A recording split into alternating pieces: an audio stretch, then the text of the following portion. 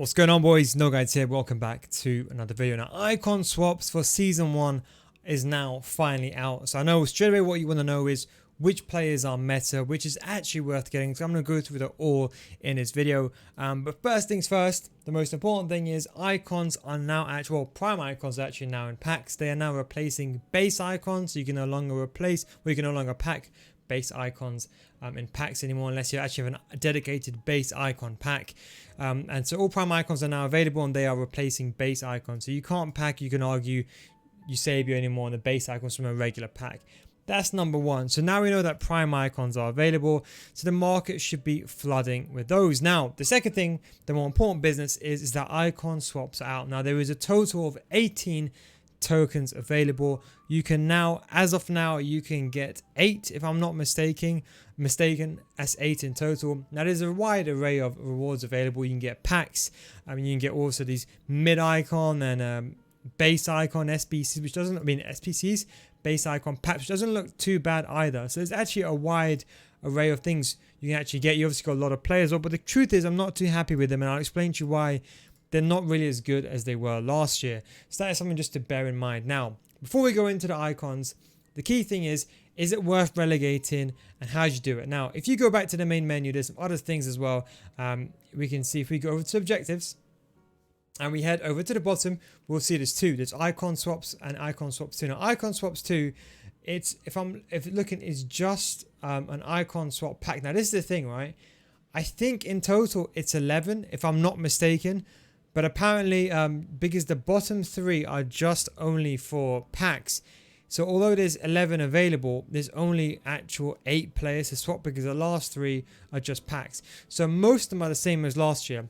Win 6 matches in a live foot friendly, not rivals, in a live foot friendly with at least 5 first known players. You've got Premier League, Serie A, La Liga, Bundesliga, League 1.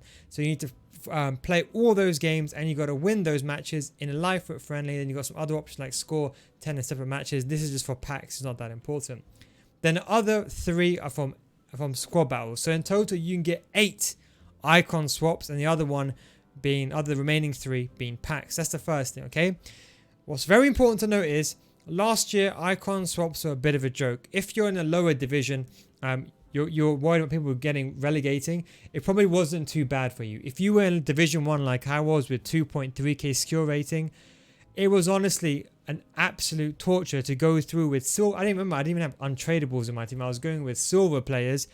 I was using silver players against pro players using Hullet and Ronaldo. It was an absolute shambles. So this year, they made it, as you can see, one league compete against other squads from different leagues and make progress to the icon swaps objectives. Now, what they should have realistically done is they should have said, okay, skill-based matchmaking has to exist in a game.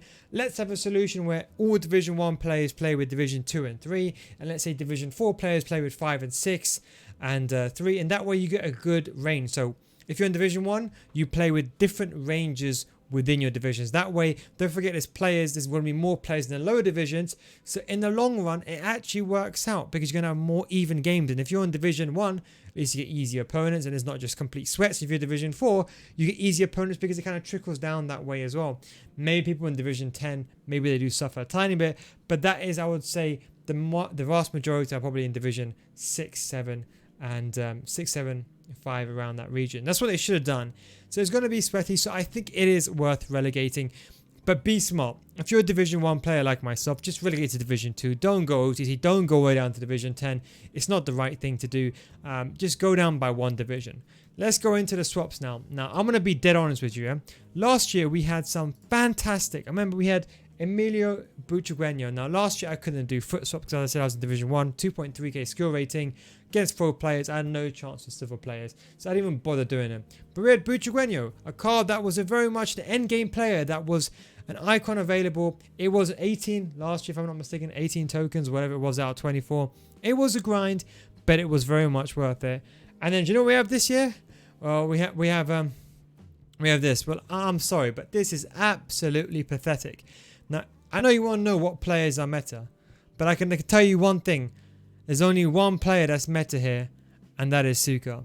That's the only card that I can say to you, I can guarantee you get this card, and he's actually at least a decent card. That's the only player that I can say to you, you know what? He's 500k. He's worth doing because you put a hunter on him, you can play him as a lamb, a ram, a cam. He's got very good stamina, good jumping, good physicality, 6 foot, 4-star, 4-star, and very good agility and balance, good finishing and sprint speed, and of course the shooting in general. He's the only card that is very much worth it, and out of 18 you can potentially get, he's worth 11. Now, as I mentioned, there's 18 tokens in total, okay? This season, if I'm not mistaken, finishes in 20 days. That means you got 20 days, or I think midway through January, I think they reset. So you can get 8 now, 11 in total, but don't forget 3 of these are the packs at the bottom. So 8 icon swaps you can get, and the remaining 10 you can get whenever mid-January when it does come out. So you have to finish these before the mid-January deadline. I don't know exactly when that deadline is, but yeah. So going back all the way into it, so which ones are worth doing? Now, I'll be honest, there are some packs that are available, and I think when it comes to these, now this is an honest opinion from myself. If you know you're a long-term player of this game, right? These ultimate packs are not worth getting. In theory, you can get many of these.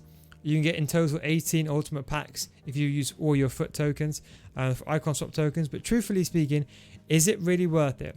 Is it really worth it? Because don't forget, the first segment finishes on 12th, so you can get 8 now until the 12th of January. Then you get the remaining 10. Maybe you can send it for Team of the Year. That's about it. Otherwise, don't forget, they're untradeable. They're not tradable. So unless you want the fodder, then that's it. You then have 85 times 5 or 83 times 25. Now, these two are actually not too much a bad option, especially during Team of the Season, or Team of the Year, should I say. They're actually not too bad packs to get. Now, I wouldn't really spend my pack, I wouldn't spend or go for these like in the mass majority. I would say try to get an icon like Suka and then do these. Now, the issue is with someone like Vidic and Georgi Hadji. Now, Vidic, as much as a lovely player is in real life, top tier player, the problem is you can just buy him in the market for 400k. Now, this is what's very important. People don't tell you this, but if you're going to do a foot swap, if your team is worth, let's say, 1 million coins, sell wherever you can, buy the player, try him out, and then do him. Because I'm looking at him now, 2-star. He's got not the best agility and balance, but it's still very good. You put a shadow on him. Now, he's a top tier centre back, don't get me wrong, but for my playstyle, I prefer high agility and balance. Now, I know that I won't be using him, but not everyone is probably understands that maybe the agility and balance aspect as well as I do. So the key thing is try a player. He costs 400k. Buy him before you do him. That's the best advice I'll give you. Base icon pack, do not get it. It's a waste of time. Apart from Eusebio, maybe Cruyff, maybe Garincha, there is no real good cards in a base icon pack. You're just basically potluck. Don't forget, it's not it's not Eusebio 1 out of, I don't know, 40 icons, whatever there is. It's 1 out of like 1,000 chance to get Eusebio. Statistically speaking, it's not worth it. If I was a betting man, I would definitely not bet against it. Georgi Hadji, another top tier player, which I actually packed last year. It's not, Vidic was the base card. This is Georgi Hadji's mid icon card. Again, the same issue. Just buy him. He doesn't have a 5-star week for. He's 4-star. Hasn't got the best card as a cam. He's not too bad. But again, I would just say just try him. Someone like Neymar probably better than him anyway. So it's obviously if you want to get him or not. Base or mid icon pack. That one again is not worth it. Suka is the only card that I can guarantee you is meta and that is worth getting. He costs a total of 11 tokens. And we go over to the mid icon pack. You can try to take your chances, but you're probably going to get screwed. Coman is obviously the prime Coman, a very decent card, a very much decent card. The only issue with this Coman card is that balance and agility is not the best. In fact, his agility is an absolute shambles. 5'11", 3-star, 3 stars, definitely going to feel like a tank. But he can play as a CDM along someone like Kante in a 4-2-3-1. He'd be very much a decent player in a 4-2-3-1. Almost like a cheap Mateus, you can argue. 3-star, 3-star. So I think if you're on the lower end, you haven't got that much coins, I think Coman is someone to use in midfield. I wouldn't go for him because I like someone who's very agile. Rijkaard, again, not worth getting. I really don't think he's really worth it. He is a really good, in general, a good centre mid. But this is the thing. Someone like Rijkaard, just wait for his price. Prime icon pack. Prime icons are now are going to be out of SBCs. See his price. Balance is horrific in my opinion.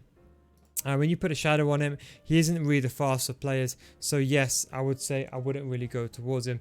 Mid icon, the prime icon pack, again, you're testing your luck, which is actually not a bad idea. Now this 89, this one over here is actually something that's very interesting. Now I was looking at this and I was thinking, okay, so in case you're wondering how I do this, go over to Footbin and sort all the icons by the middle cards, okay? Then what you want to do is you want to put a minimum rating of 89.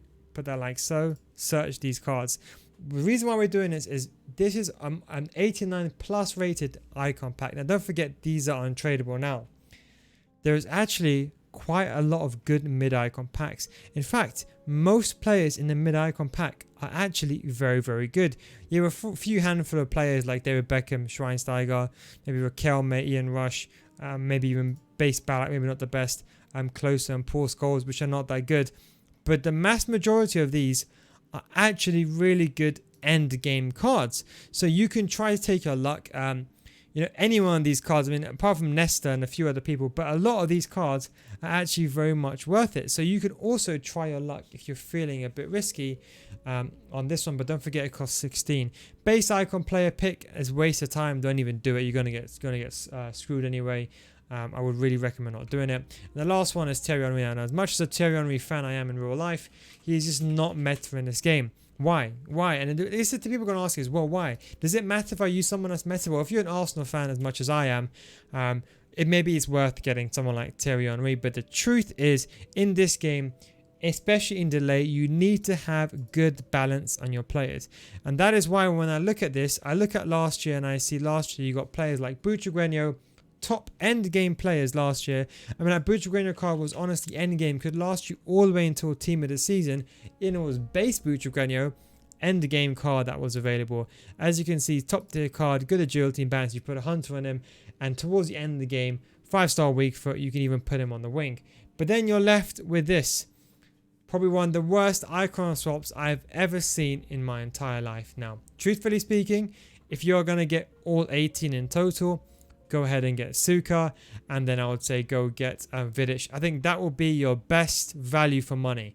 Vidic and Suka. If you're only going to get a few, if you're only going to get 11, I would say definitely I'd recommend getting Suka. I think he's very much worth it. He's the only meta card that I can honestly say, without even trying him in game, he's worth getting. Just from the stats alone, I know this game inside out, and I can know just by the stats outside of foot shot trait, he's very much a viable card. And of course, he's a central card, so he's very good for getting links and chemistry if you want to sub him up. If you are feeling very risky, you can go ahead and get the 89 mid icon pack. But otherwise, the rest of them, players like Coman, is very, very, I wouldn't say get him. And someone like Vidic, unless you got some spare over, you can use him. But Hadji, for example, you can put off just buying the card. So, and base icon pack, you're just really just testing your luck. Now, if you go to the ultimate packs, now this was interesting. The only way you'd really want to get these is if you save your fodder. Now, this is one thing I'll say to you is, right, the fodder that you do have, save it for when a real icon like Eusebio, Hullet, R9 comes out next year.